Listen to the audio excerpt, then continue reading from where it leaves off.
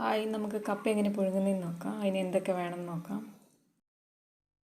Hi friends, നമുക്കിന്ന് കപ്പ പുഴുങ്ങുന്നത് എങ്ങനെയാണെന്ന് നോക്കാം. അതിനായിട്ട് ഈ കപ്പയുടെ തൊലിയെല്ലാം പൊളിച്ചെടുക്കണം. ആദ്യം ഇതൊന്ന് റെഡിയാക്കിയെടുക്കാം.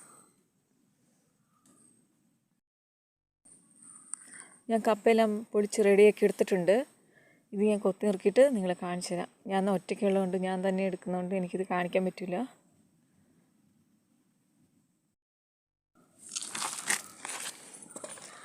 ഇതെല്ലാം കൊത്തി നുറുക്കിയായി. ഇനി നമുക്ക് ഇത് നന്നായിട്ട് കഴുകിയിട്ട് ഇതിനകത്ത് അരപ്പ് ചേർക്കണം.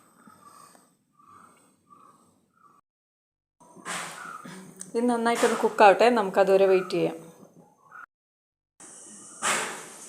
എല്ലാവരും ഒന്ന് സബ്സ്ക്രൈബ് ചെയ്യണം. എൻ്റെ ഒരു ചെറിയ ചാനൽ എല്ലാവരും കണ്ടിട്ട് സബ്സ്ക്രൈബ് ചെയ്യണം. നമുക്ക് ഇതെല്ലാം കൂടി ഒന്ന് അരച്ചെടുക്കാം. കുറച്ച് കാന്താരി, കുറച്ച് കറിവേപ്പില, കുറച്ച് വെളുത്തുള്ളി, കുറച്ച് മഞ്ഞൾ, കുറച്ച് ഉപ്പ്, തേങ്ങ.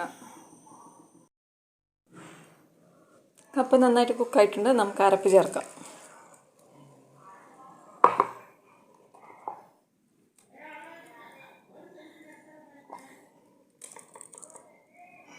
ഇത് നമുക്ക് ഇനി ഒന്ന് അടച്ചു വയ്ക്കാം. അടച്ചു വെച്ച്